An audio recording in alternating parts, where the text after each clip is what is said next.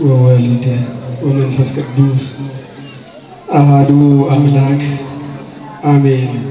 ንስትዎ አፍርሱት። ዮሐንስ ወንጌል ምዕራፍ 2 ቁጥር 19 ኦ ክርስቶስ ወልደ እግዚአብሔር ሕያው ክስት ወአብር አዕይንተ አድባቢነ ከመ ንስማ ወንግበር ቃለከ ቅዱሰ።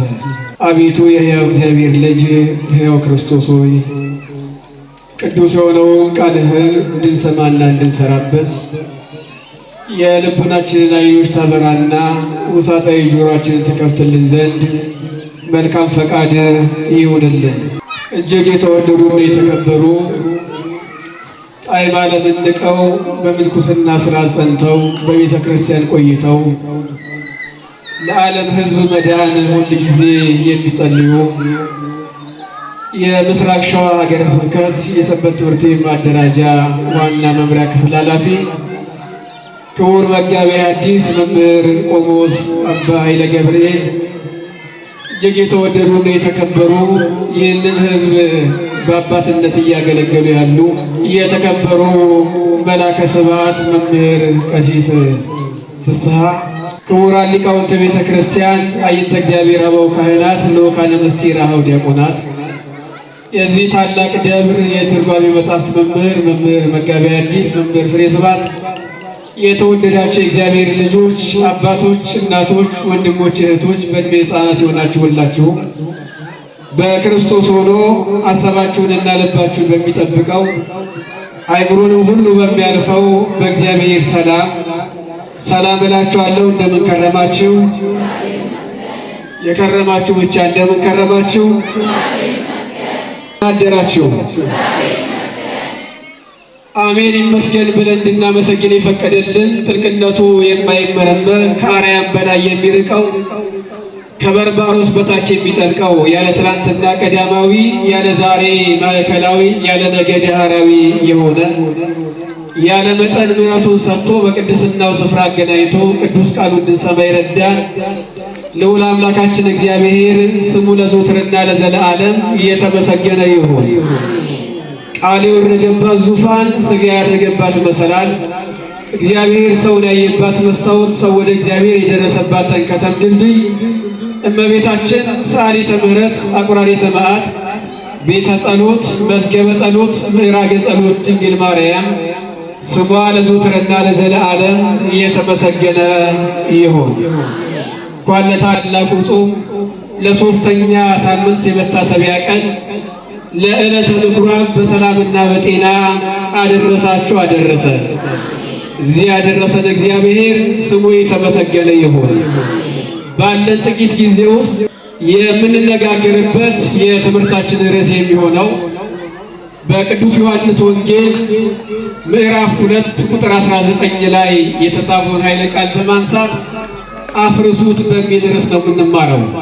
ድምፃችሁን ከፍ አድርጉና አፍርሱት በሉ እስቲ። ሁላችሁ ከፍ አድርጉት፣ አፍርሱት በሉ እስቲ። የምስጢር ባለቤት እግዚአብሔር ምስጢሩን ገልጦ የራቀውን አቅርቦ የረቀቀውን አጉልቶ እንዲያስተምረን መልካም ፈቃዱ ይሁንልን። ወአውስአ እግዚእ ኢየሱስ ወይቤሎሙ፣ ጌታ ኢየሱስ መለሰ እንዲህም አለ። የቤተ ክርስቲያናችን መጽሐፍ ወንጌላዊ ቅዱስ ዮሐንስ የጻፈልን በዮሐንስ ወንጌል ምዕራፍ 2 ቁጥር 12 ጀምሮ ባለው ታሪክ መሰረት ዛሬ ዕለቱ ዕለተ ምኵራብ ስለሚባል ቅዱስ ያሬድ ቦአ ኢየሱስ ምኵራብ አይሁድ፣ ኢየሱስ ወደ አይሁድ ምኵራብ ገባ ወመሐረ ቃለ ሃይማኖት፣ የሃይማኖትንም ቃል አስተማራቸው። ወይቤሎሙ እንዲህም አላቸው፣ ምሕረተ አበድር መሥዋዕት፣ ከመሥዋዕት ይልቅ ምሕረትን እፈቅዳለሁ አላቸው። አነ ውእቱ እግዚአ ለሰንበት ብሎ አስተማራቸው። እኔ ሰንበት ጌታ ነኝ አላቸው። ወአቡሃ ለምሕረት፣ የምሕረትም የይቅር ባይነትን አባት ነኝ ብሎ ጌታችን መድኃኒታችን ኢየሱስ ክርስቶስ ወደ ምኵራብ ገብቶ አስተማራቸው ብሎ ቅዱስ ያሬድ በደረሰው መሰረት ዛሬ ዕለቱ ዕለተ ምኵራብ ይባላል። ኢየሱስ ክርስቶስ ለጠየቁት ጥያቄ በምኵራብ ገብቶ ገቢረ ተአምራት ፈጽሟል። ከሰዓት አኳያ ባጭር የምናነሳ ይሆናል። ሊቃውንት አባቶቻችን እንዲያስተማሩ ምናልባት የዛሬውን ትምህርት ለማስተማር በራሱ በጣም ከባድ ነው። ዕለቱ ምኩራብ ነው። አልጾተ ቤተ መቅደስ ይባላል። ኢየሱስ ክርስቶስ ቤተ መቅደሱን ያጣበት ጊዜ ሁለት ጊዜ ነው። አንደኛው ዛሬ የምናስበው ነው። ሁለተኛው በዕለተ ሆሳዕና ነው። ዛሬ የምናስበው የመጀመሪያ ፋሲካ ይባላል። በቤተክርስቲያን ትምህርት ክርስቶስ የተሰቀለው በአራተኛው ፋሲካ ነው። ስለዚህ በመጀመሪያው ፋሲካ ክርስቶስ ወደ ምኩራብ እንደገባ ይናገራል። በአራተኛው ፋሲካ ደግሞ ይሰቀላል። በሁለቱም ጊዜ ወደ ምኩራብ ገብቶ ቤተ መቅደሱን አጽንቷል። ሻጮችን ለዋጮችን የሚሸጡትን አስወጥቷል። በአንጻሩ ደግሞ ይዛችሁ ውጡ ብሎ ያዘዛቸዋል። ቤተ መቅደሱን ያነጻበት ያጠራበት ቀን ነው። ክርስቶስ ወደ ቤተ መቅደስ ገባ፣ ገቢረ ተአምራት ፈጸመ። ይሄንን በማስልጣን ታደርጋለህ ብለው ጠየቁት። ክርስቶስን መለሰና ወአውሳ ኢየሱስ ጌታ ኢየሱስ ክርስቶስ መለሰ ይላል። ማን መለሰ? እስቲ ጌታ በሉ እስቲ። ኢየሱስ መለሰ። ማን መለሰ? ጌታ ኢየሱስ ክርስቶስ መለሰ ብሎ ወንጌላዊ ቅዱስ ዮሐንስ ጽፏል። ስለ ኢየሱስ ክርስቶስ ጌታነት፣ ስለ ኢየሱስ ክርስቶስ አምላክነት፣ ስለ ኢየሱስ ክርስቶስ ፈጣሪነት ከሌሎቹ ወንጌላውያን ይልቅ አምልቶ የተናገረ ወንጌላዊ ይባላል። ወንጌላዊ ቅዱስ ዮሐንስ ምናልባት ስለ እሱ አሁን ጊዜ ስለሚገድበን አንስተን አንጨርሰው። ቅዱስ ያሬድ በድጓው ላይ ሐረየት ከመንፈስ ቅዱስ መንፈስ ቅዱስ መርጦሃል፣ ወረሰየት ከሰረገላሁ ማደሪያውም አድርጎሃል። ትሩፈ ሁሉ ምግባር ዮሐንስ መልአክ ዘበምድር፣ መልካሙን ሥራ የምትሠራው ዮሐንስ ሆይ ምድራዊ መልአክ ነህ ብሎ የመሰከረለት ሰው ሲሆን መልአክ የሆነ ኢየሱስ ክርስቶስ የደቀ መዛሙርቱን እግር ካጠበ በኋላ ማበሻ ወስዶ ደቀ መዛሙርቱን ካበሰላቸው በኋላ ያንን ማበሻ ወስዶ ወገቡ ላይ ታጠቀ ነው የሚለው የዮሐንስ ወንጌል ምዕራፍ 13 ትርጓሜው ላይ። ከዛም በኋላ የሰው ልማድ ጠፋለት። ሰው ሲሆን መልአክ ነው። ሞትን ያልቀመሰ ሞትን ያላየ ወንጌላዊ ነው። ስለ ኢየሱስ ክርስቶስ አምላክነት፣ ስለ ኢየሱስ ክርስቶስ ፈጣሪነት ከሌሎቹ ወንጌላውያን ይልቅ አምልቶ የጻፈ ወንጌላዊ ነው ዮሐንስ። ማናልኳት ጌታ ኢየሱስ መልሳል ስለ ክርስቶስ ጌታነት። አንዳንዶቹ እርግጥ ነው መጽሐፍ ቅዱስ ኢየሱስ ጌታ ነው ይላል። ቤተ ክርስቲያን ኢየሱስ ክርስቶስን ጌታ ነው ብላ የምታስተምረውና ሌሎች አካላት ክርስቶስ ጌታ ነው ብለው የሚናገሩት ንግግር በፍጹም አይገናኝም። የክርስቶስ ጌታነት አይካድም። ይሄ እውነት ነው። ወአልቦ ዘይክ ብሂለ እግዚእ ዘእንበለ መንፈሰ እግዚአብሔር ምስሌሁ፣ የእግዚአብሔር መንፈስ አለ ቅዱስ ጳውሎስ ከእርሱ ጋር ከሌለ በስተቀር አንድም ሰው አምኖ ክርስቶስን ጌታዬ ነው ብሎ የሚጠራው የለም ይላል። ስለዚህ ቤተ ክርስቲያን ኢየሱስ ክርስቶስን ጌታዬ ነው የምትለው አምና ነው። ሌላው አካል ክርስቶስን ጌታ ነው ብሎ ቢናገር ሳያምን ነው። ኢየሱስ ጌታ ነው የሚለው የስብከት ዘዴና ጌታዬ ነው የሚለው የስብከት ዘዴ በራሱ ሰማይና ምድር ይለያያል። ስለዚህ ይህንን በደንብ ልትረዱ ይገባል ምዕመናን። ፊደል ይገድላል ነው የሚለው ቅዱስ ጳውሎስ። እያንዳንዱ ፊደል የተጻፈው ልንማርበት ልንመከርበት የፊደል መጣመም ካለ ክህደት ይኖራል። ስለዚህ እያንዳንዱ ንግግራችን የስብከት ዘዴያችን በራሱ የተቀመመ ነው። ስለዚህ ኢየሱስ ጌታ ነው የሚለው ቋንቋ እንደዚህ ውጭ እንደረዳው በዘይው ረገድ ራሱ የክርስቶስን ጌታነት አክልም ግን ላልሰማ የማሳመን ወይም ደግሞ የማሰማት ነገር ነው። ኢየሱስ ጌታ ነው የሚለው የስብከት ዘዴ ላልሰማ የማሰማት አዋጅ የማወጅ የመናገር ትርጉም ነው ያለው። ቤተ ክርስቲያን ግን ክርስቶስን ስትጠራው ጌታችን እስቲ በሉት ጌታችን በሉት ከፍ አድርጉ። ጌታችን መድኃኒታችን ኢየሱስ ክርስቶስ ጌታችን ትሏል ቤተ ክርስቲያን። ምን ማለት ነው? ኢየሱስ ጌታ ነው ማለት ላልሰማው የማሰማት የመናገር ነው። ጌታዬ ነው ማለት ግን እኔ ባሪያው ነኝ ማለት ነው። እኔ ባሪያው ነኝ፣ እሱ ምን ነው ማለት ነው። መልሱ እሱ ምን ማለት ነው። ስለዚህ ክርስቶስን ቤተ ክርስቲያን አምና አውቃ ተረድታ ነው የምትጠራው። ዝም ብላ ብቻ በተፈቀደ የምትጠራው እንደተመቻት የምትናገረው ጉዳይ አይደለም ነው። ከራስ ፀጉሩ እስከ እግር ጥፍሩ ትጠራዋለች። ሰላም ለትዕርተ ርእስከ ለራስ ፀጉሮች ሰላምታ ይገባል። እንደመድቦ እኮ ሰላም ላጥፋ እግሪ ከብላ እኮ ነው ለእግሮች ጥፍር እንኳን ሰላምታ ይገባል ብላ ቤተክርስቲያን በሚገባ ክርስቶስን የምትገልጠው የምትሰብከው እኔ ባሪያው ነኝ እሱ ደግሞ አምላኬ ነው ጌታዬ ነው ፈጣሪ ነው ብላ የምታምን ቤተክርስቲያን ናት። ይህንን የተማሩ ወንጌላዊው ቅዱስ ዮሐንስ ከጻፈልን ነው። እሱ ሲጽፍልን ዋውሳ ኢየሱስ ጌታ ኢየሱስ ክርስቶስ መለሰው ይቤሩ እንዲህ አላቸው የስቱም ወደ ዝንቱ ቤተ መቅደስ ይህንን ቤተ መቅደስ አፍርሱት ወበሰሉስ ዕለት አነስቶ በሦስተኛው ቀን አነሳዋለሁ አላቸው። የትምህርት ድረስ ንገሩኝ። አፍርሱት በሉት ይላችሁ መልሱልኝ። አፍርሱት በሉት። እግዚአብሔር የኃጢአትን ባህር የኃጢአትን መደብ የኃጢአትን ሰገነት ሁሉ እንድናፈርስ በቸርነቱ ይርዳል። የመለያየቱን መንፈስ ሆነት የዘረኝነቱን መንፈስ የጎጠኝነቱን መንፈስ የአድመኝነቱን መንፈስ የወገንተኝነቱን መንፈስ ቤተ ክርስቲያኒቱን የመግፋት መንፈስ ኃጢአት የመስራት ይህንን መንፈስ እንድናፈርሰው እሱ በቸርነቱ ይርዳል። አፍርሱት አላቸው ክርስቶስ። ልመልሳችሁ ዋና ሀሳቡን ባጭሩ ልናገር። በደንብ አዳምጡ። እኔ እየፈጠንኩ ነው የምናገረው። እናንተ ደግሞ ፈጥናችሁ ለመስማት ሞክሩ። ከቻላችሁ እንደ ዘመኑ ኮምፒውተር ቴምፖራሪ ሴቭ የሚባል አለውና እንደዛ ሴቭ እያደረጋችሁ ለመያዝ ሞክሩ። ስልኮቻችሁን ተጠቀሟቸው። ወምድረ ዝንቱ ወረዱ ቅፍርናሆም የዮሐንስ ወንጌል ምዕራፍ 2 ቁጥር 12 ላይ ከዚህ በኋላ ወደ ቅፍርናሆም ወረዱ ይላል ወንጌላዊ ዮሐንስ። ውእቱ ወእሙ እሱ እናቱ ወአሃዊሁ ወንድሞቹ ወአርዳይሁ ደቀ መዛሙርቱ አብረው ከዚህ በኋላ አለ ከዚህ በኋላ እሱ እናቱ ወንድሞቹ ደቀ መዛሙርቱ ወደ ቅፍርናሆም ወረዱ ይላል። ከዚህ በኋላ ቢል እንዲገባችሁ ታሪኩን ባጭሩ ክርስቶስ ገዳመ ተጠመቀ፣ ወደ ገዳመ ቆሮንቶስ ገባ። ይህንን እየጾምን ያለውን ጾም ጾመ። ሦስቱን የኃጢአት ራቶች ድል አደረጋቸው። ከዲያብሎስ ተፈተነ። እነዛን ድል ካደረገ በኋላ ክርስቶስ ወጣ። ከዛ በሦስተኛው ቀን በገሊላ ቃና ሰርግ ነበረ።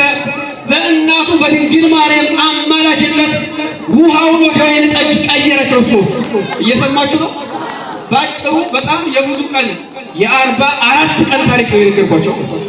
የ44 ቀን ታሪክ 40 ቀን ጾመ፣ 3 ቀን ደግሞ ይቆጠራል። ከወጣበት ጊዜ ጀምሮ የሚቆጥራሉ። ሦስተኛው ቀን በእርግጥ በጣም ብዙ ሚስጥር አለው። ከዛም በኋላ ወደ ሰርግ ቤት መጣ። ሰርግ ቤት ገቢረ ተአምራት ፈጸመ። በድንግል ማርያም አማላጅነት አለው። ከዚህ በኋላ ነው ወምድረ ዝንቱ ወረዱ። ከዚህ በኋላ ወረዱ ወደ ቅፍርናሆም። ቅፍርናሆም ማለት የናሆም መንደር ማለት ነው። እርሱ እናቱ ወንድሞቹ ወረዱ ይላል። እስቲ በሉት እርሱ በሉት በሉት። ክርስቶስ ነው እርሱ የተባለው። እርሱ በሉት እናቱ ደቀ መዛሙርቱ ምን አሉ? እነዚህ ሦስቱ ወረዱ። ወንድሞቹ ማለት ደቀ መዛሙርቱ ማለት ነው። ወንድሞቹ የተባሉት ይላሉ መተርጉማኑ ከጊዜ አኳያ ኢየሱስ ክርስቶስ ድንግል ማርያም ድንግልና ጠፍቶ ሌሎች አይሁድ እንደተናገሩት ይቅር ይበላቸውና አይሁድ እንደተናገሩት ሌሎች ልጆች አሏት፣ ወንድሞቹስ በእኛ ዘንድ አይደሉምን ብለው የማቴዎስ ወንጌል ምዕራፍ 13 ላይ እንደተናገሩት እንዲያምኑትም ጭምር እንደተሰናከሉበትም ጭምር እኛ የምንሰናከል ሰዎች አይደለንም። ወንድሞቹ ለምን ተባሉ ስንል የማቴዎስ ወንጌል ምዕራፍ 13 ቁጥር 55 ላይ ተመልከቱት። ወንድሞች የተባሉት እነ ያዕቆብ፣ እነ ይሁዳ፣ እነ ዮሳ የመሳሰሉት ተጠቅሰዋል። ወንድሞቹ ተብለዋል። ለምን ከተባለ አንደኛ በእናቱ በድንግል ማርያም በኩል የሥጋ ዘመዱ ናቸው ለክርስቶስ። ቅዱስ ያሬድ ክርስቶስ እንኳን የድንግል ማርያምን በሥጋ ልደት የድንግል ማርያም ዘመዶች የሆኑትን ይቅርና እኛን እንኳን ዘመድ አድርጎናል። እየሰማችሁ ነው። እግዚአብሔር ሁላችንም ይስማል። ቅዱስ ያሬድ በለቢሰ ሥጋ ሆነነ ዘመደ ሥጋ ለብሶ ዘመዳችን ሆነ አለ። በሌላኛው ዝማሬው ደግሞ ደመረ ሥጋነ ምስለ መለኮቱ ሥጋችንን ከመለኮቱ ጋር አዋሃደ አለ። ስለዚህ ወንድሞቹ እንኳን ብሎ ሲጠራን የሚያፍርብን ልጆቹ አይደለንም እኛ። ስለዚህ ወንድሞቹ ተብሏል። በሥጋ ልደት የድንግል ማርያም ዘመዶች ስለሆኑ አንድ፣ ሁለተኛ አብረውት ስላደጉ ሁለት ዘመድ የተባሉ፣ ሦስተኛ በመከራ ስለመሰሉት ዘመዶች ይባላል። ስለዚህ እየሰማችሁ ነው። ክርስቶስ የነሳ የእኛን ሥጋ ነው። እኛ ዘመዶቹ እንባላለን፣ ወንድሞቹ እንባላለን። እኛ የክርስቶስ ተከታዮች ነን። ምናምነው ወንጌል ነው። ኢየሱስ ክርስቶስ ሃይማኖቴ ወንጌል እንዳለ ሊቁ ክርስቶስ ወንጌል ነው። ትመስሊ ፊደለ ወተወልጂ ወንጌል እንዳላት ሊቁ ማለት እሷ ፊደል ትመስላለች፣ ወንጌልን ትወልዳለች። ክርስቶስ ወንጌል ይባላል። ምናምነው ወንጌልን ነው። ምናምነው ክርስቶስን ነው። እሱን ስላመን ዘመዶቹ እንባላለን። እሱን ስላመን ወንድሞቹ እንባላለን። እሱን አምነን እሱን ተከትለን መከራ የምንቀበል ከሆነ ደግሞ ወንድሞቹ እንባላለን ማለት አዊ ከሰማይታት ወላተ ሕማማት ወረዱ እንዳለ ሊቁ ወጻድቃኒ ከገዳማቱ ወንድሞች ሰማዕታት ወደ መከራ በረሃ ወረዱ አለ። እነ ቅዱስ ቂርቆስ፣ እነ ቅዱስ አርሴማ፣ እነ ቅዱስ ጊዮርጊስ ወደ መከራ በረሃ የወረዱ ክርስቶስን በመከራ የመሰሉት የክርስቶስ ወንድሞች ተብለው ሊጠሩ የተገባቸው ቅዱሳን አባቶቻችን ወንድሞቹ ይባላሉ እንጂ ለአዲስ ባለሷ ክብር ይግባትና እመቤታችን ቅድስት ድንግል ማርያም በስጋ ሌላ ወንድ አውቋት ወይም ዮሴፍ አውቋት ልጅ ወለደች ማለት ግን አይደለም። ከዚህ በኋላ እርሱ እናቱ ደቀ መዛሙርቱ ወደ ቅፍርናሆም ወረዱ ማለት ምን ማለት ነው? መፍቀሬ ጥበብ ሰሎሞን በመጽሐፈ መክብብ ምዕራፍ 4 ቁጥር 12 ላይ ፈትል ስሉስ ፍጡነ ይትበተክ በሶስት የተገመደ ገመድ ፈጥኖ አይበጠስም ይላል። እስቲ በሉት በሶስት የተገመደ በሉት በሶስት የተገመደ ፈጥኖ አይበጠስም። ያ ብዙ ጊዜ የሚጠቀሰው ለጋብቻ ነው። ለጋብቻ ብዙ ጊዜ የሚጠቀሰው ባልና ሚስት አሉ። ከዛ እግዚአብሔር መካከላቸው አለ፣ ቤተክርስቲያን አለች ማለት ነው። ይሄ ለጋብቻ ይጠቀሳል ብዙ ጊዜ። ግን ፈትል ስሉስ ማለት ሶስት ገመዶች የተባሉት ወይም በሶስት የተገመደ ገመድ ፈጥኖ አይበጠስም ማለት በደንብ ተከታተሉ። ሥላሴን አምኖ አብ ወልድ መንፈስ ቅዱስ አንድም ሶስትም ብሎ አምኖ የሚኖር ሰው ፈጥኖ አይክድም ነው። መከራ ቢመጣበት አይክድም። ቅዱስ ያዕቆብ እንደነገረን እንደ ሙሉ ደስታ ይቆጥራል። በሥላሴ የሚያምን እምኩሉ ይሄይስ በሥላሴ ተአምኖ እንዳለ ከሁሉም የሚሻለው በሶስትነት መታመን ነው። አንድ ሲሆን ሶስት ሲሆን አንድ እዝ አሐዱ ሰለስቱ ወእዝ ሰለስቱ አሐዱ የተባለ አንድ ነው ግን ሶስት ነው፣ ሶስት ነው ግን አንድ ነው። በሶስትነቱ አራትነት የለበትም፣ በአንድነቱ ሁለትነት የለበትም።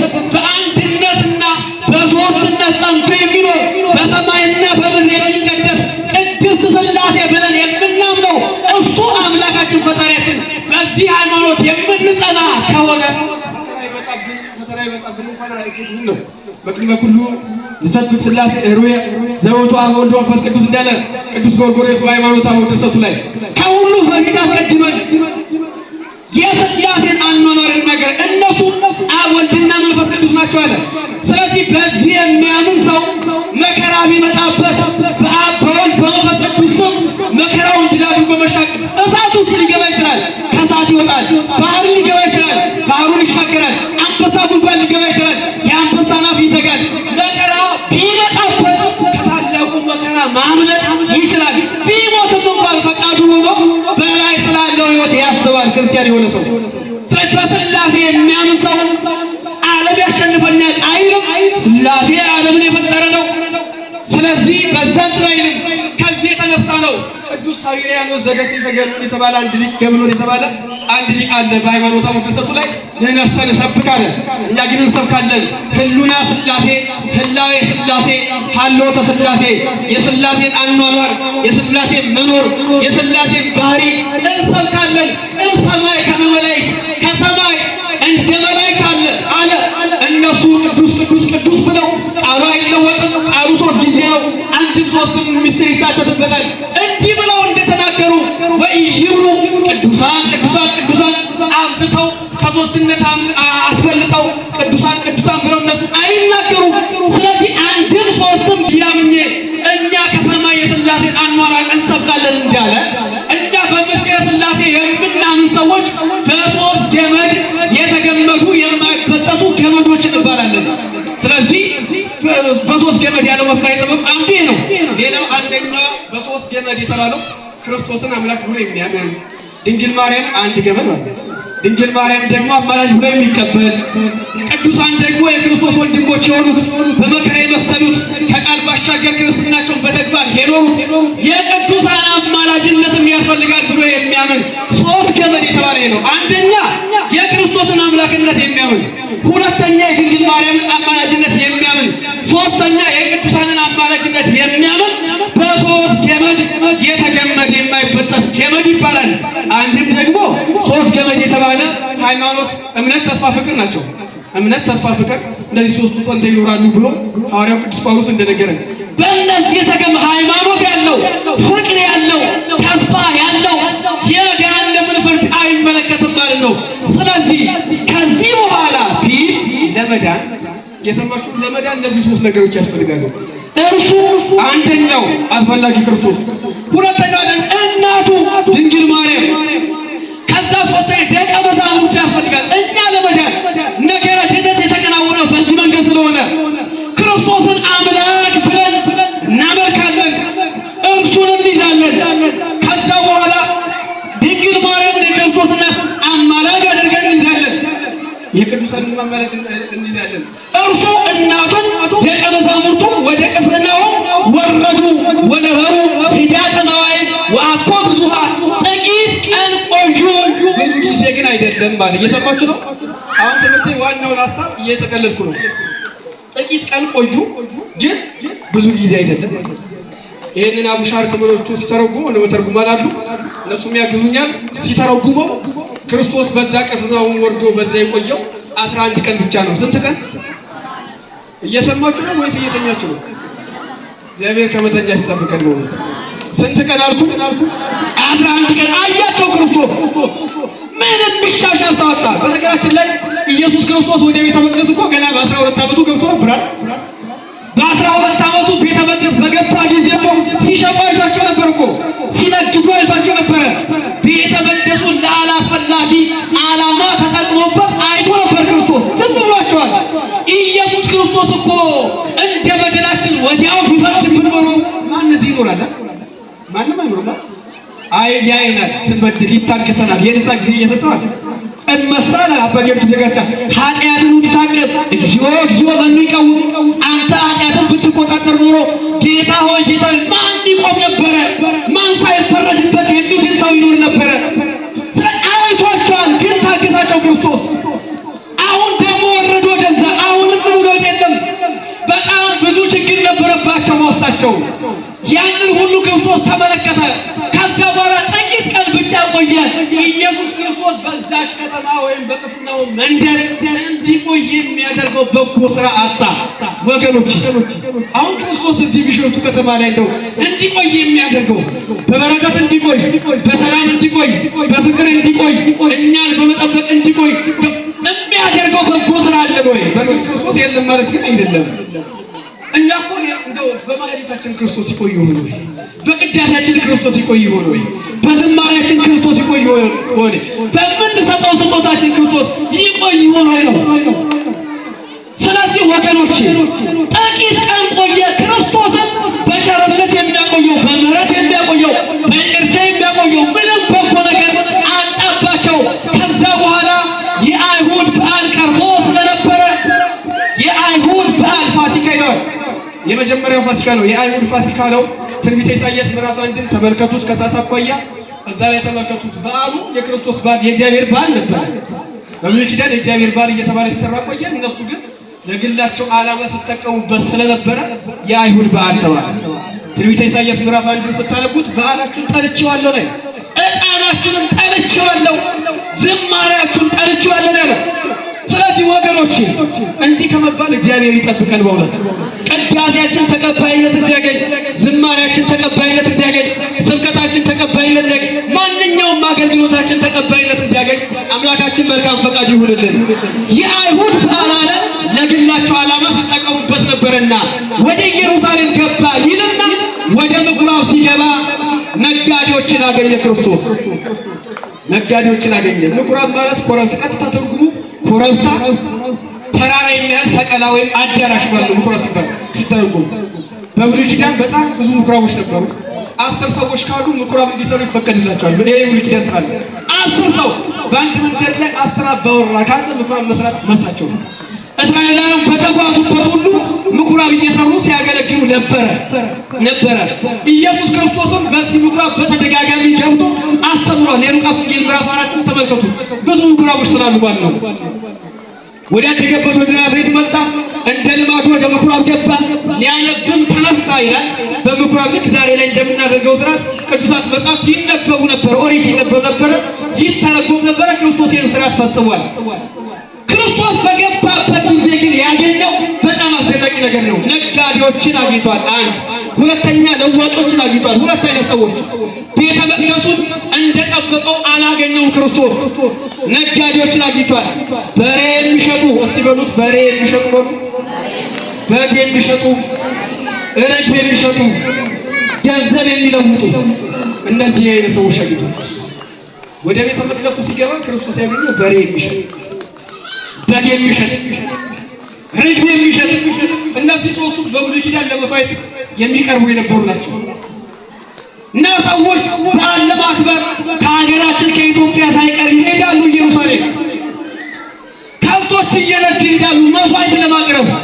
እዛ ያሉ በጊዜ የነበሩት ባለስልጣናት ግን እናንተ ከሩቅ ሀገር ስታመጡት በሬው ከስቷል፣ በዛ ላይ ደግሞ ከመንገድ የመጣው አልተጸለየበትም። እየሰማችሁ አልተጸለየበትም። ስለዚህ እናንተ ሁለት በሬ ስጡን፣ እኛ የጸለይንበትን አንድ በሬ እንሰጣቸዋለን። የእናንተን ሁለት በሬ እንወስድና ለሌላ ጊዜ እንጸልይባቸዋለን። አንድኛ የምንሰጣችሁን በሬ ግን እዚሁ መሥዋዕት አድርጋችሁ ታቀርቡታላችሁ ብለው በዚህ መንገድ ነበረ ሲያጨረብሩ ነበር። ቤተ ክርስቲያን ለምን ለንግድ ፈለጉ ካለ ከቀረጥ ነፃ ነበረች ቤተ ክርስቲያን ዛሬም ጅምር ማለት ነው። ስለዚህ ቤተ ክርስቲያን ከገባን አንቀረጥም፣ ቄሳር ግብር አያስከፍለንም የሚል እምነት ነበራቸው እና ንግዱን ያደረጉ ቤተ ክርስቲያን ነበር፣ ቤተ መቅደስ ነበር። ወገኖቼ ዛሬ ቤተ መቅደሱ መነገጃ አላደረግንም ወይ? ለእያንዳንዱ በነገራችን ላይ ቤተ መቅደስ ይህንን ህንፃ ብቻ እንዳይመስላችሁ፣ እኔ በጠቅላላ ነው የምናገረው። ህንፃው አለ፣ አካለ ምዕመናን አለ፣ ማህበረ ምዕመናን አለ። ስለዚህ ለሶስቱም የሚያገለግል ትምህርት ነው እያስተማርኩ ያለው። በደንብ ተከታተሉ። እያንዳንዳችን ቅዱስ ጳውሎስ እንደነገረ የሕያው የእግዚአብሔር ቤተ መቅደሶች ነን። ስለዚህ ቤተ መቅደሱን ግን ለንግድ ያልተጠቀምንበትም ወይ ነው ጥያቄው። መልሱ ለእናንተ ይሆን። ስለዚህ ቅዱስ ጳውሎስ እንደተናገረው ኢየሱስ ክርስቶስ በጊዜው ሲገባ ያገኛቸው እነኚህ ሶስት አይነት ሰዎች ነው። ሶስት አይነት ሰዎች። አንደኛው ደግሞ ሰሌዳ የሚባል ልብስ አላቸው፣ በጣም የሚያንጸባርቅ ማለት ነው። የሚያንጸባርቅ ሰሌዳ የሚባል ልብስ አለ። እሱን ይለብሱና ልክ ሰዎች ተሰብስበው ከብቶችና በጎች እየነዱ ሲመጡ ካዩ ይሰበሰቡና ልክ ፀሐይ ወደሚያንጸባርቅበት ቦታ ይቆሙና ወደ ከብቶቹ ፊታቸውን ይመልሳሉ። ልክ ፀሐዩ ሲያርፍበት፣ እየሰማችሁ ነው፣ ፀሐዩ ሲያርፍበት የለበሱት ሰሌዳ ላይ የሚያንጸባርቀው ከብቶቹ ላይ ነው፣ ወይም በጎቹ ላይ ወይም ርግቦቹ ላይ ነው። ከዛ ምን መጣብን ብለው እንስሳቱ ይደነብሩና ለማምለጥ ሮጠው የሚገቡ ቤተ መቅደስ ነው። እየሰማችሁ ነው፣ እየሰማችሁ ነው ወይ? ቤተ መቅደስ ይገባሉ። ከዛ በኋላ እነዛ መሥዋዕት ልናቀርብ ነውና እዚህ የገቡትን እንስሳት ፍጡን ይላሉ። እዚህ ቤተ መቅደስ የነበሩ ሰዎች ደግሞ ይመልሱላቸው መልስ ቤተ መቅደስ የገባ አይወጣ፣ ጥላሸት የነካው አይነጣ ብለው ይመልሱላቸዋል ይላል ትርጓሜ። ስለዚህ እዚህ ቤተ መቅደሱ ስለገባ ወስደነዋል ይሏቸዋል። ሳይወዱ በግዳቸው ገንዘባቸውን አውጥተው ከእነሱ ይገዛሉ ማለት ነው። እንዲህ እያደረጉ ነበር ቤተ መቅደሱ የተጠቀሙበት። አንደኛ በሬ ሻጮች፣ ሁለተኛ በግ ሻጮች፣ ሶስተኛ ርግብ ሻጮች እንደ አቅማቸው እንደ ሀብታቸው መጠን መሥዋዕት ያቀርባሉ። ለምሳሌ ኢየሱስ ክርስቶስ ከድሃ ቤተሰብ ስለተወለደ እጉላ ርግብ ይዘው ገባለት ነው ይላል። ርግብ ነው እኮ እጅ መንሻ ይዘው ወደ ቤተ መቅደስ የገቡልን ክርስቶስ ማለት ነው።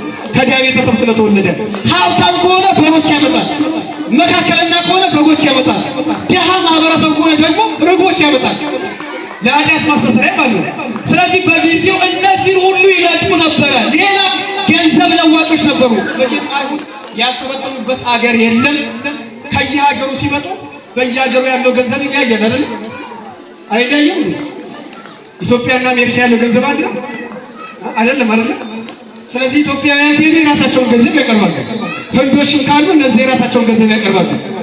እዛ ደግሞ ለምንዛሬ ማገልገል ስለማይችል እዛ ቤተ መቅደሱ እንደምን ተጠቅሞታል? እንደ ሐዋላ ምንዛሬ እንደ ባንክ ማለት ከዛ ያመጡትን ይቀበላሉ፣ ከዛ ይመነዝሩላቸዋል።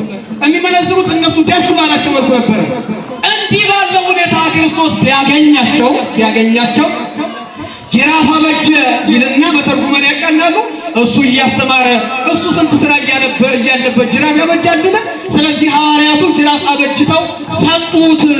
ከዛም በኋላ በሮም በጎቹን እና በጎቹን እየገረፈ አስወጣቸው። በጎቹንና በሬዎቹን እየገረፈ ምን አላቸው? አስወጣቸው። ርግቦቹን ግን ከዚህ ውሰዱ አላቸው። ምን በሉ? ከዚህ ውሰዱ አላቸው። ርግብ በጅራፍ ብትገረፍ ትሞታለች አትሞትም? ደግሞ ርግባችንን ገደለን ይሉት ነው። ስለዚህ በጎቹንና ላሞቹን እየገረፈ ካስወጣ በኋላ ርግቦቹን ግን ከዚህ ውሰዱ አላቸው። የለዋጮቹን ገበታቸውን ገለበጠ። ይሄንን በማን ስልጣን ታደርጋለህ ብለው ጠየቁት። ወአውሳት ኢየሱስ ጌታችን መድኃኒታችን ኢየሱስ ክርስቶስ መለሰ። እየሰማችሁ ነው? ኢየሱስ ክርስቶስ መለሰ ወይቤሎም እንዲህ አላቸው፣ ይህንን ቤተ መቅደስ ምን በሉት? አፍርሱት። ስለ ራሱ ቤተ መቅደስ ይናገር ነበር። እኔ ወሰድኩት ርዕስ ምን የሚለው ነው? እስቲ አፍርሱት በሉ እስቲ፣ አፍርሱት በሉ እስቲ። አፍርሱ ወገኖቼ። በሬ ሻጮች የተባሉት በሬ የተባሉት መምህራን ናቸው። በትርጓሜ በደንብ ተከታተሉ። ቅዱስ ጳውሎስ አስተማረ እንደ የቆሮንቶስ ክርስቲያኖችን ተራራ የሚያህል ስብከት ሰብኬ ድንብላል የሚያህል ምግብ ብበላ ምን ችግር አለው ብሎ ጠይቃቸው። አንዳንድ ጊዜ ክርስቶስም ለአገልጋዮች ለሰራተኞች ደሞዛቸው ምን ይላል? ይገባቸዋል ይላል አይደል እንዴ? ይገባቸዋል ይላል። ስለዚህ የሚያበራየውን በሬ አፉን አትሰረው ማለት የሚቀድሰውን ካህን አታስርበው ማለት ነው። የሚሰብከውን ሰባኪ አታስርበው ማለት ነው። የሚዘምረውን ዘማሪ የሚያገለግለውን አገር የሚያስተዳድረው ማኔጅ የሚያደርጉትን የጾም ቤት አታስርቡ ማለት ነው። ከዚህ በኋላ ክርስቶስ ቅዱስ ጳውሎስ ምን አላቸው? የሚያበራየውን በሬ አፉን አትሰረው ተብሎ ተጽፏል አለ። ይሄንን ከነገራቸው በኋላ እና ካዲያ እኔ ተራራ የሚያህል ስብከት ሰብኬ እኔ ጥቂት ድንብላል የሚያህል ብትመግቡኝ ምን ችግር አለው ብሎ ጠየቃቸው። እዚህ ክፍል ላይ በሬ የተባሉት መምህራን ናቸው ማለት ነው። በጎች የተባሉት ምዕመናን ናቸው። በደንብ ተከታተሉ። ርግብ የተባለ ደግሞ ጸጋ መንፈስ ቅዱስ ነው። በሮችን ይሸጡ ነበረ ማለት በሮችን ይሸጡ ነበረ ማለት በመምህራን ላይ ክፉ ስራ ይሰሩና ሐሰተኛ ትምህርት ይጭኗቸውና አንዳንዴም በውዳሴ ከንቱ ይጠልፏቸውና አንዳንዴም በፖለቲካ ያስሯቸውና በሬ ይሸጡ ነበረ ማለት በመምህራኑ ቤተ ክርስቲያን ይትማሉ ያረቷን ነበረ። አንዳንድ መምህራን ይኖራሉ ማለት ነው። ዛሬ መቼም አማርኛ ሳምረን ቃላት ሰነጣጥቀን ለእናንተ የምነግራችሁ ምንም ነገር ስለሌለ ማለት ነው። መቼም ያለንበት ጊዜ ትምህርት ቤት ስለሆነ ይገባናል። ስለዚህ የተወደዳቸው የእግዚአብሔር ልጆች በሬ ሻጮች ማለት ሰባኪውን ተጠቅመው ቤተክርስቲያን የሚጎዱ፣ ዘማሪውን ተጠቅመው ቤተክርስቲያን የሚጎዱ፣ ካህናቱን ተጠቅመው ቤተክርስቲያን የሚጎዱ፣ ጳጳሳቱን ተጠቅመው ቤተክርስቲያን የሚጎዱ በሬ ሻጭ ነጋዴዎች ይባላሉ። በሬ ሻጮች ይባላሉ። በግ ሻጮች የተባሉት ደግሞ ምዕመናን በግ ለምዕመናን ተመስሏል። ክርስቶስም እንደተናገረ ዮሐንስ ወንጌል ምዕራፍ 10 ላይ በምዕመናን የዋህነት የሚጠቀሙ ምዕመናን እናንተ ልብ ብላችሁ ልታስተውሉ ይገባል ወገኖቼ። አንዳንድ ጊዜ ከዚህ በፊት ነበር የሆነ ጊዜ ፈተና ሲመጣ ቤተክርስቲያን ላይ በተለይ ታድሶ መናፍቃን እንቅስቃሴ ባደረጉበት ዘመን ይሄ የሚናገረው ስለ ጌታ አይደል እንዴ? ይሄ መጽሐፍ ቅዱስ ላይ የተጻፈ አይደል እንዴ? እና ምንድነው ጥፋቱ የሚሉ የዋህ ምዕመናን አሉ። እሱ እናንተ ስር ሊለጠፍ ይችላል። ምዕመናን አስተውላችሁ ልትረዱ ይገባል። አንዳንዴ በእናንተ የሚነግደው ነጋዴ በዛ። ምዕመናን ቤተክርስቲያን እየተፈተነች ያለችው ነጋዴ ሲመጣ እናንተ እሺ ብላችሁ በመቀበላችሁ ነው። ቤተክርስቲያን የምትላችሁን ስሙ ነው መልእክቴ። በዚህ አጋጣሚ ቤተክርስቲያን አስራት በኩራት አውጡ የምትለው ቤተክርስቲያን ነች። መንደር ላይ ሆኖ መንገድ ላይ ተቀምጦ ባይታዊ ነኝ ብሎ ጀርባውን እየገረፈ እንዲያወጡ ቢላችሁ አታዳምጡ ነው። አታዳምጡ። ቤተክርስቲያን ነው መልእክቱ። እውነት የሱ ነው ወይ? የሚያስተምረው ምንድን ነው? የሚመራን ወዴት ነው? የሚያገናኘን ከማን ነው ብለን ልንመረምረው ይገባል። የምንሰማው ማንን ነው? ከበረሃ የመጣ ብትባሉ፣ ከገዳም የመጣ ብትባሉ፣ እንዲህ ካለ ቦታ የመጣ ብትባሉ ቤተክርስቲያን መጣችሁ አጣሩት ነው እንዴ? ድንግል ማርያምን እኮ መልአኩ ሲያበስራት እንዲህ አይነቱን ነገር ማጣራ ቤተ መቅደስ ነው ብላ የመጣችው። ስለዚህ ዝም ብሎ እዛው ሰምቶ መቃወም ለምን አስፈለገ? መንገድ ላይ ገንዘብ አምጡ የሚላችሁ ከሆነ ለምን ትሰጣላችሁ? ቅድም ታላቁ አባቴ ሲናገሩ እዚህ ልማት እየለማ ነው፣ ስራ እየተሰራ ነው። እና በምዕመናን የዋህነት የሚነግዱ ነጋዴዎች ናቸው። እነሱን በየዋህነት የሚጠቀሙት አካሉ እንዲያሰቧቸው ነው። ርግብ ሻጮች ያሉት ሲሞናዊ ጠባይ ያላቸው የሲሞን መሰሪን ግብር የሚሉ ርግብ ጸጋ መንፈስ ቅዱስ ነው። እየሰማችሁ ነው። ጸጋ መንፈስ ቅዱስ በርግብ አምሳል ወርዷል አይደል? በርግብ አምሳል ወርዷል። ርግብ ጸጋ መንፈስ ቅዱስ ነው። ርግብ የዋህ ናት። ቤቷን ቢያፈርሱባት ጫጩቶቿን ካልገደሏት እሷንም ካላጠቋት በስተቀር ቦታዋን አተው መንፈስ ቅዱስን ፈጽሞ ካልካድኑ በስተቀር ብንበድል እንኳን ይታገሰናል፣ ራቅ ብሎ ይጠብቀናል። ብንበድል እንኳን ይጠብቀናል። ይህን ጊዜ በጣም አለቀሰ። ስለ ማርያም ስር ተደፋ። ወደ እመቤታችን ወደ ቅድስት ድንግል ማርያም አነባ። መንፈስ ቅዱስ ግን ራቅ ብሎ ይጠብቀው ነበረ። በርግብ አምሳል ከሱ ወጥቶ ሄዶ ራቅ ብሎ ይጠብቀው ነበረ። አባ ጊዮርጊስ ዘጋስጫ ካዲያ ምን ይላል? ድረ ልቡናሁ ፄወወ በፍቅረ ቃለ ሐቲት ብእሲት፣ በአንዲት ሴት ፍቅርና ጅንስ ልቡናው ኃጢአት የሰራ የበደለ ለዘወጣረት ሃይማኖት አንዱ አገልጋይ ከሃይማኖት እንደወጣ እንዲሁ ዘባሃርክምዎ በእስራኤል አለ። በሀያ ቀን ማለት እስራኤል ማለት 20 ነው።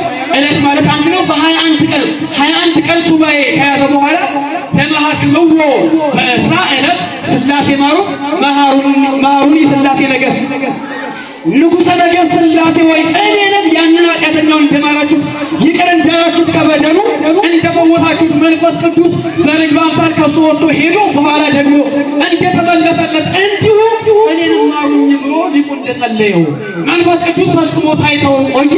ኋላ መጥቶ በሱ አደረበት፣ ምንኩስናውን አጸናለት ማለት ነው። እንዲህ ባለ ተግባር መንፈስ ቅዱስን የሚያታልሉ ጸጋ መንፈስ ቅዱስን የሚያቃልሉ እንደ ሲሞን በገንዘብ መግዛት የሚፈልጉ ይኖራሉ። እነዚህ ነው ክርስቶስ ውጡ ያላቸው። ስለዚህ ወገኖች እና ደግሞ ልትረዱ የሚገባው ዋነኛው ቁልፍ ጉዳይ ክርስቶስ ሰዎችን አይደለም እየገረፈ ያስወጣው። በደንብ ላይ የገረፈው ሰባኪ አልነበረም። ያኔ የገረፈው መርጌታም አልነበረም፣ ሌላም አገልጋይ አልነበረም፣ የምኩራብ አለቃ አስተዳዳሪ አልነበረም። የገረፈው በሮቹ ነው። የሰማችሁ ነው ምዕመናን? መገረፍ ያለባቸው ነው ክርስቶስ እየገረፈ ያስወጣው። አንዳንድ ሰው ሞራል ሲይዘው የሆነ ነገር ቤተክርስቲያን እንዲሆነ ሲባል ነገርንማ ክርስቶስ ገርፎ አይደል ያስወጣው፣ እኛስ ለምን ገርፈን አናስወጣም የሚል የዋህ ምዕመን አለ። ይሄ ስህተት ነው ምዕመናን፣ ስህተት። እንዲህ የሚያደርገን ካለ አፍርሱት ነው። የሚያለያየን ካለ አፍርሱት ነው። ኃጢአት እያሰራን ያለው ዘረኛ እንድንሆን ያደረገን፣ ቤተክርስቲያን እንዳናገለግል ያደረገን አንዳንድ ሰው ገንዘብ አንዱ ሲባል በጣም ብዙ እንዲለመን፣ ብዙ ዝናው እንዲነገርለት፣ ብዙ ስጥ እንዲባል፣ ብዙ እንዲወደድ ይፈልግ ይሆናል። ምዕመናን ቅዱስ ጳውሎስ እኮ ይፈቅድ ሲያግሙ አላቂያቱ እኮ ነው እናንተን እንጂ የእናንተን አልፈልግም ያለው። ቤተ ክርስቲያን ከገንዘባችሁ በፊት የምትፈልገው እናንተን ነው። ምዕመናን ወንጌል እንዲጉባኤ ዘርግታ መምህራን ጠርታ ለክቡር አባታችን አለው እንዲህ የምታስተምራችሁ ሰራተኛ ወድራ እንዲህ የምታስተምራችሁ የእናንተን ስለፈለገች ሳይሆን እናንተን ስለፈለገች ነው። ይህንና ምን ይገባል ምዕመናን? አንዳንድ ጊዜ ገንዘባችንን ብቻ ነው የሚፈልጉት እንዳትሉ፣ ስለሚፈልጓቸው የሚቀድሱላችሁ፣ ስለሚፈልጓቸው ስጋው ደሙ ይሰጧችሁ። እንዲህ የሚያደርገን አካል ካለ አፍርሱት ነው ወገኖቼ። ጠቅለል ባለ መልኩ በዚህ ዘመን ለቤተ ክርስቲያን ፈተና የሆኑ እኛ ምኩራብ የተባለውን ቤተ ክርስቲያን እንዲሰቃይ ያደረግነው እኛ። ያ ምሳሌ ነው፣ ይሄኛው ፍጹም ነው። የክርስቶስ አካል ነው ቤተ ክርስቲያን። አባ ጊዮርጊስ ዘጋስጫ ዕፀ መስቀልን በቀራንዮ በአይሁድ እጅ ተተከለ፣ ቤተ ክርስቲያን በቀራንዮ በክርስቶስ እጅ ታነጸች እንዳለ አማናዊቷ ቤተ ክርስቲያን እየተፈተነች ያለችው በማንም ጣት የሚቀሰረው አንዳች አካል የለንም። ስለዚህ የእኛ እኔ ምን ሰርቻለሁ? እኔ ምን ጣልቻለሁ? እኔ እንደው ጌታ ቢመጣ አልገረፍም ወይ? ላለመገረፍ ብቁ ነኝ ወይ ብለን እስቲ ራሳችንን እንመርምር። መሆናል በገሌ የምንፈርደው አዳምና ሔዋን በደሉ ብለህ የምትፈርድ አንተ ማን ነህ እኮ ነው የሚለው ውዳሴ አምላክ። አዳምና ሔዋን በደሉ ብለህ የምትፈርድ አንተ ማን ነህ? ፈራጅ እግዚአብሔር ነው። በአዳምና በሔዋን መፍረድ ያለበት እሱ ነው። አዳም የተፈረደበት እግዚአብሔር ልዑል ስላለ ነው። እኛም ደግሞ በአዳም በሔዋን የምንፈርድ ከሆነ እግዚአብሔር ነን እያልን ነው። ስለዚህ አዳምና ሔዋን በደሉ ብለህ የምትፈርድ አንተ ማን ነህ ተብሎ የተጠየቀው ለእኛ ነው ምዕመናን። እኛ ማን ነን? እኔ ለቤተ ክርስቲያን ምን አድርጌያለሁ?